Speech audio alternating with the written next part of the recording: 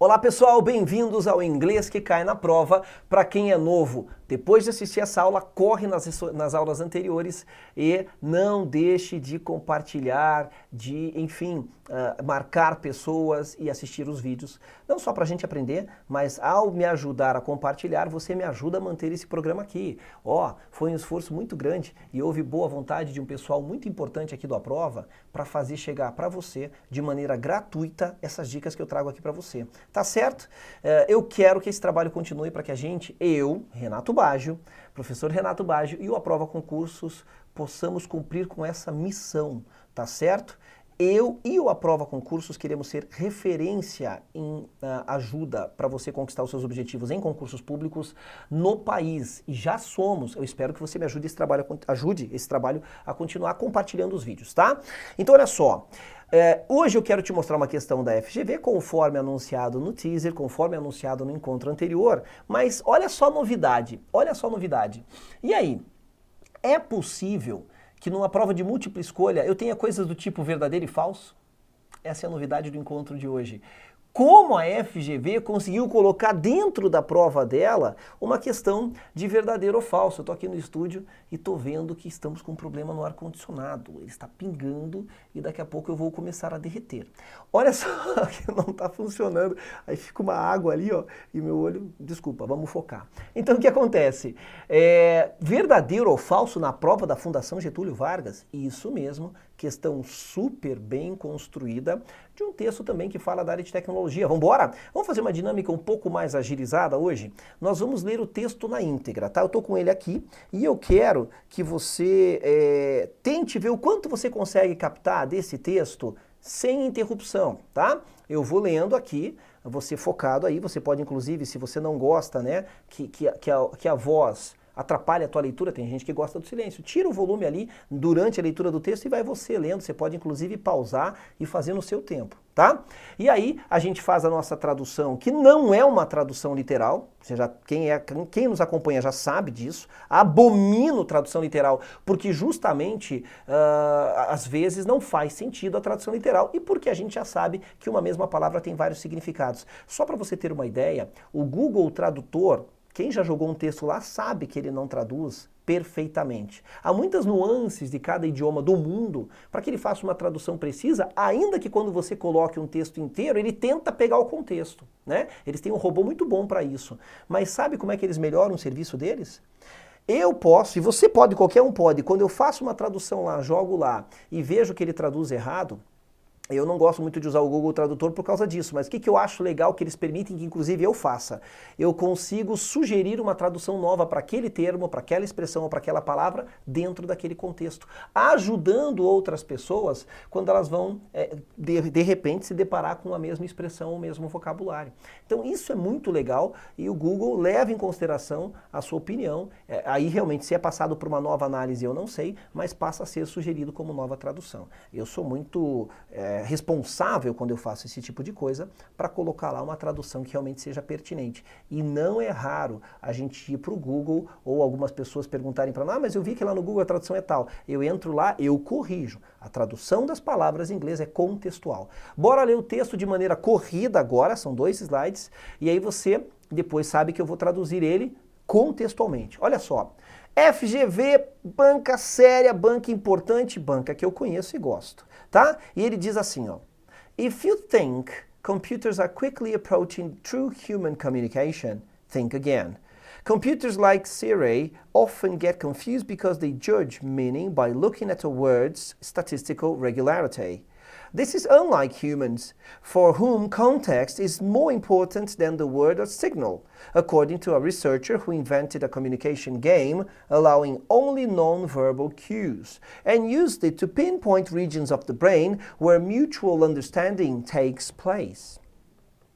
From Apple's Siri to Honda's robot Asimo, machines seem to be getting better and better at communicating with humans.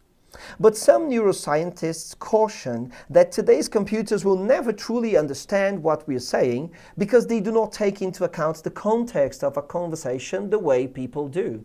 Specifically, say University of California, Berkeley, postdoctoral fellow Aachen Stolk and his Dutch colleagues, machines don't develop a shared understanding of the people, place, and situation, often including a long social history that is key to human communication. Without such common ground, a computer cannot help but be confused. E aí, várias expressões idiomáticas, a gente encerra por aqui. Eu não trouxe o texto todo, né, por questão de tempo mesmo, mas vamos lá. Cara, eu nem sei por onde começar aqui no sentido de comentar esse texto de tão rico que ele é.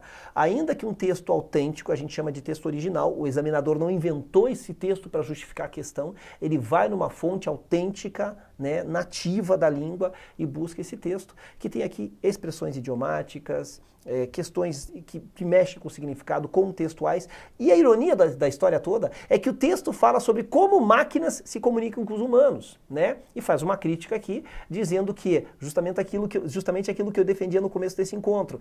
Aspectos contextuais são mais importantes na questão comunicativa e as máquinas não têm como entender tudo isso que nós usamos para nos comunicar. Vamos ao texto, você vai entender melhor o que eu estou falando. Olha que sensacional. Ele diz assim, ó, se você acha, o verbo think é achar também, no sentido de ter opinião, que os computadores estão rapidamente se aproximando de uma verdadeira comunicação humana, pense novamente, né?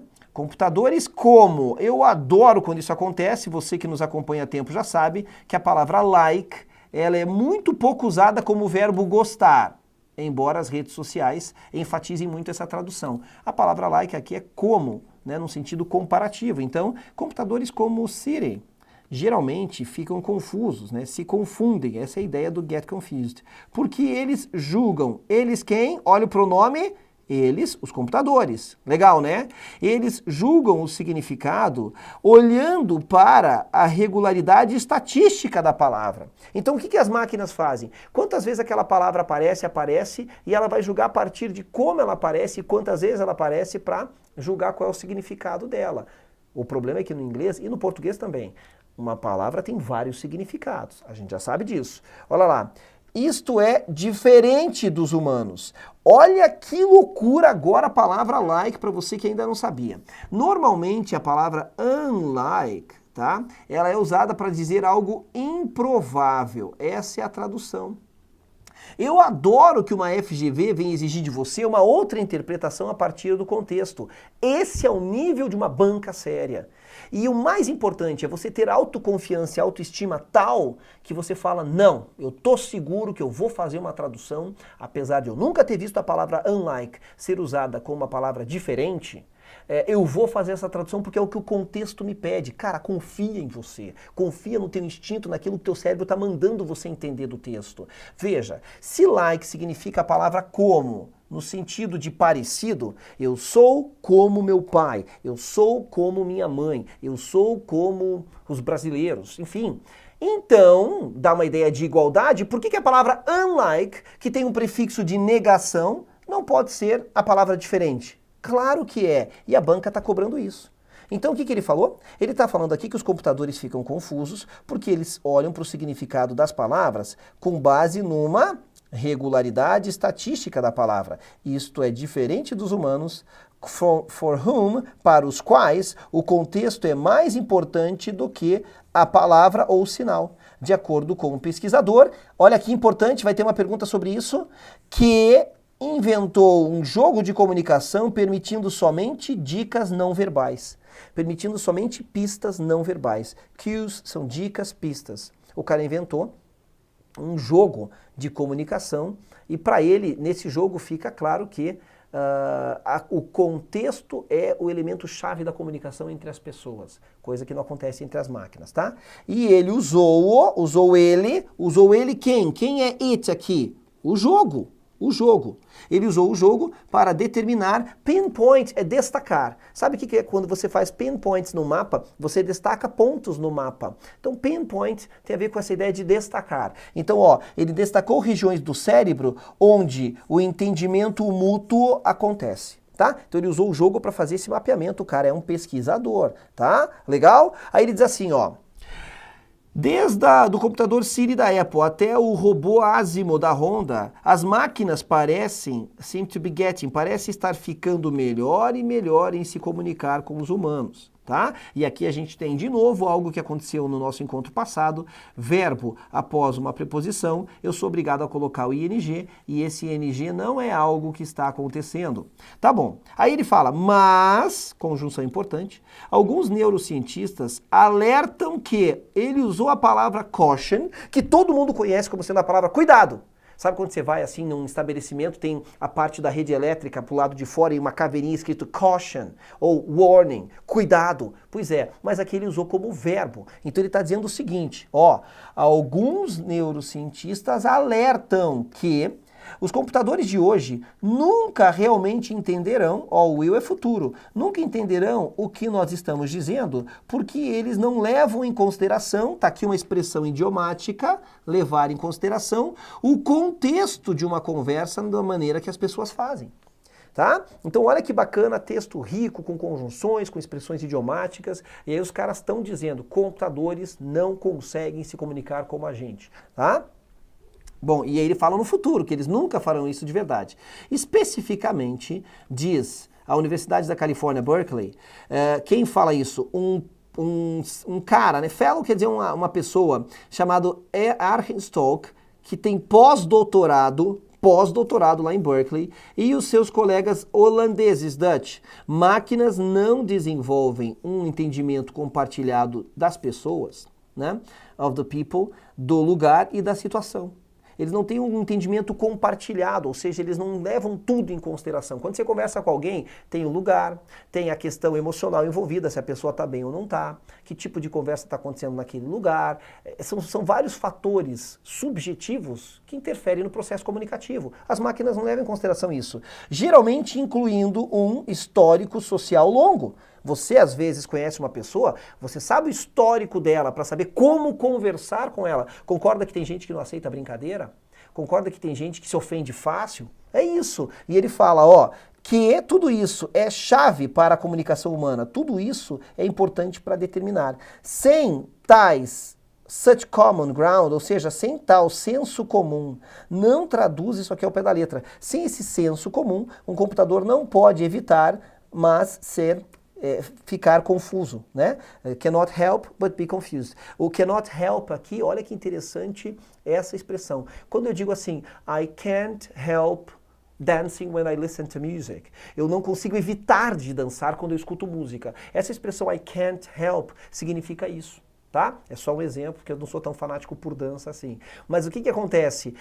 A gente não pode olhar de novo para a palavra help, desprendida de um contexto todo, e não atribuir um novo significado a ela. Quem nos acompanha aqui no Inglês que Cai na Prova sabe que está desenvolvendo essa habilidade ao longo desses encontros todos. Tomara que continue. Então veja só, e aí ó, esse but, cara, eu vou fechar isso aqui com chave de ouro, porque isso aqui tudo é sensacional. Cannot help significa não conseguem evitar. E esse but não é esse but daqui de cima, cara. Olha que sensacional. Eu sei que você sabe que but é uma conjunção adversativa que significa mas, porém, entretanto, todavia, contudo, não obstante, enfim, a tradução mais comum é essa. Eu sei disso. Eu sei que você sabe. Mas você sabia que o but é muito usado também no sentido de exceto. Exceto, que é o sentido que está acontecendo aqui embaixo.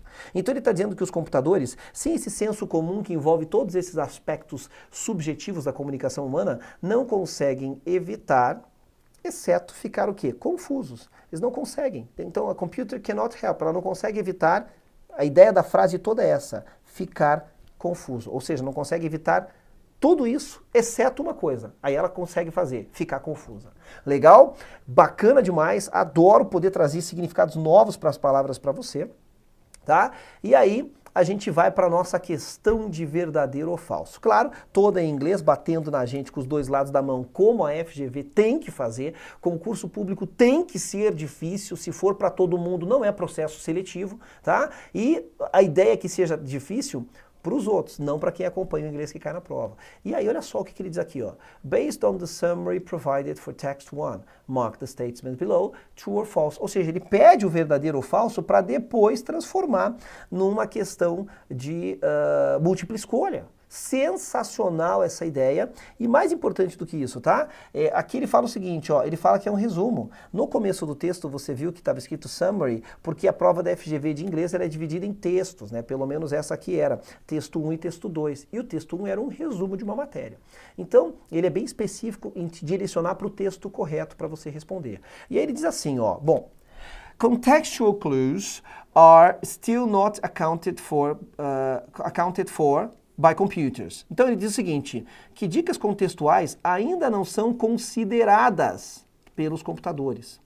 Bom, é verdade que os computadores não levam em consideração aspectos contextuais que são importantes na comunicação humana? É verdade, sim. Então essa questãozinha já está dizendo a verdade, tá? Ó, ainda não, né? O texto é um pouco mais taxativo do que isso e diz que nunca se comunicarão verdadeiramente como nós fazemos, tá?